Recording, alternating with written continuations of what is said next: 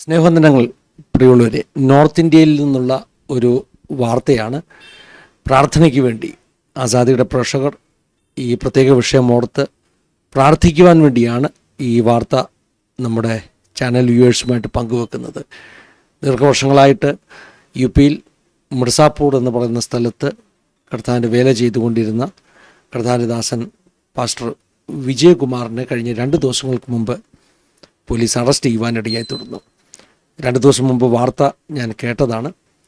എന്നാൽ മറ്റ് prosecution related ആകുന്ന വാർത്തകൾ പ്രസിദ്ധീകരിക്കുന്ന പ്രയർ ആവശ്യങ്ങൾ, പ്രയർ റിക്വസ്റ്റുകൾ ഷെയർ ചെയ്യുന്ന അനേക ദൈവമക്കളുണ്ടല്ലോ, അവരെ ഈ വാർത്ത മറ്റുള്ളവരുമായി പങ്കുവെക്കും, ആളുകൾ പ്രാർത്ഥിക്കും എന്നുള്ള ഒരു ചിന്ത മനസ്സിലുണ്ടായിരുന്നത് കൊണ്ട് ആസാദിയിലൂടെ നമ്മളത് ഷെയർ ചെയ്തില്ല.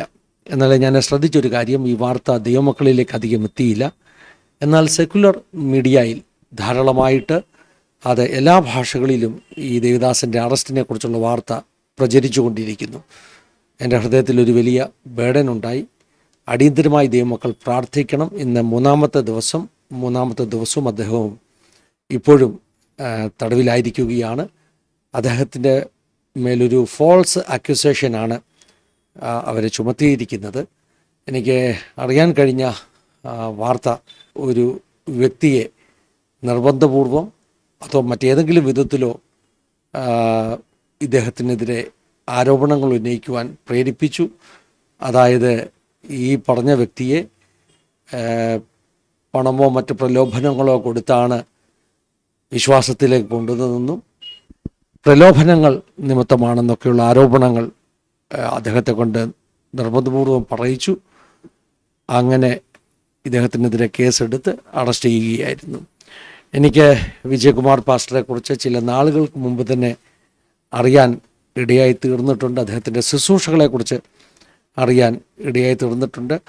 കേരളത്തിൽ തിരുവനന്തപുരം ജില്ലയിൽ നെയ്യാറ്റിൻകരയോട്ട് ഉള്ള ആ ഏരിയയിൽ, ട്രിവാൻഡ്രം നെയ്യാറ്റിൻകര റൂട്ടിൽ അദ്ദേഹത്തിൻ്റെ വീടെന്നാണ് എനിക്ക് മനസ്സിലാക്കുവാൻ കഴിഞ്ഞിട്ടുള്ളത്.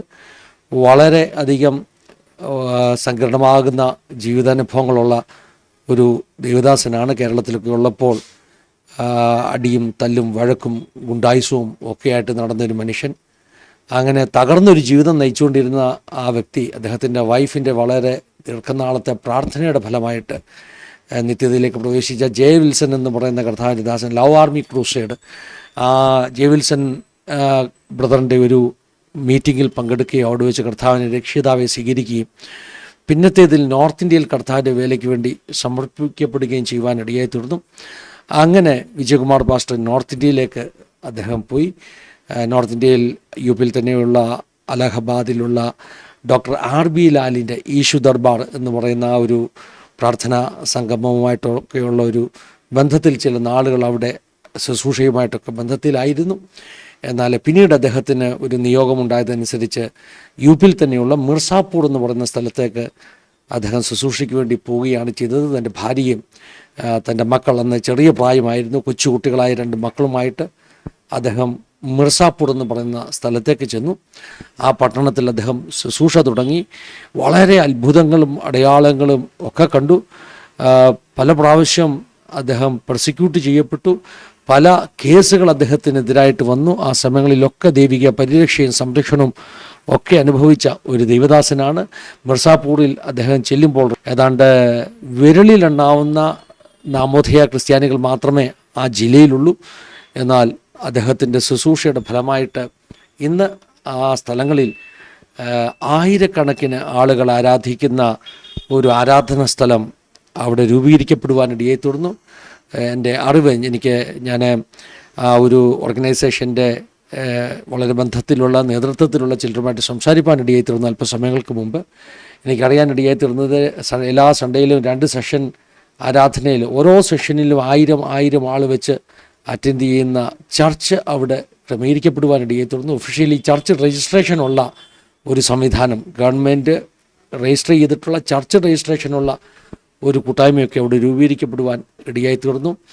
എന്നാൽ ഈ അടുത്ത ദിവസങ്ങളിൽ നമുക്കറിയാമല്ലോ, ഇന്ത്യയിലെ മാറുന്ന സാഹചര്യങ്ങൾക്കനുസരിച്ച് അദ്ദേഹത്തിന് എതിരായിട്ടുള്ള ആരോപണങ്ങൾ വർദ്ധിച്ചു വരികയാണ് ചെയ്തത്. യു പിയിലെ ഒരു പ്രത്യേക കാലാവസ്ഥയിൽ പ്രശ്നങ്ങൾ പെരുകുകയാണ് ചെയ്തത്. കഴിഞ്ഞ നാളുകളിൽ അദ്ദേഹത്തെ അത്ഭുതകരമായി പുറത്തു കൊണ്ടുവന്ന വിടുവിച്ച ദൈവം ഈ പ്രാവശ്യവും പാസ്റ്റർ വിജയകുമാറിൻ്റെ മേൽ കൃപ പകരുമെന്ന് നമുക്ക് വിശ്വസിച്ച് പ്രാർത്ഥിക്കാം.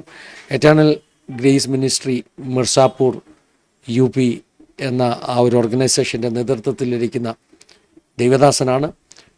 തടവിലായിരിക്കുന്നവർക്ക് വേണ്ടി പ്രത്യേകമായി നാമും തടവിൽ അകപ്പെട്ടവരെന്നവണ്ണം പ്രാർത്ഥിക്കണം, അതേ മാനസിക ഭാവത്തോടു കൂടെ പ്രാർത്ഥിക്കണമെന്ന് വിശുദ്ധ തിരുവെഴുത്ത് നമ്മെ ഓർപ്പിക്കുന്നു. അനേക ദൈവദാസന്മാർ സങ്കടത്തിലൂടെ പോകുന്നു. ഞാൻ അല്പം മുമ്പ് മഹാരാഷ്ട്രയിലുണ്ടായ ഒരു കാലാവസ്ഥ വ്യത്യാസം, അതായത് സ്പിരിച്വൽ അറ്റ്മോസ്ഫിയറിനെ കുറിച്ചാണ് ഞാൻ പറയുന്നത്. ഇവിടെ നിയമങ്ങൾ മാറുവാനുള്ള സാധ്യതകൾ പ്രാർത്ഥന അപേക്ഷിച്ചിരുന്നു.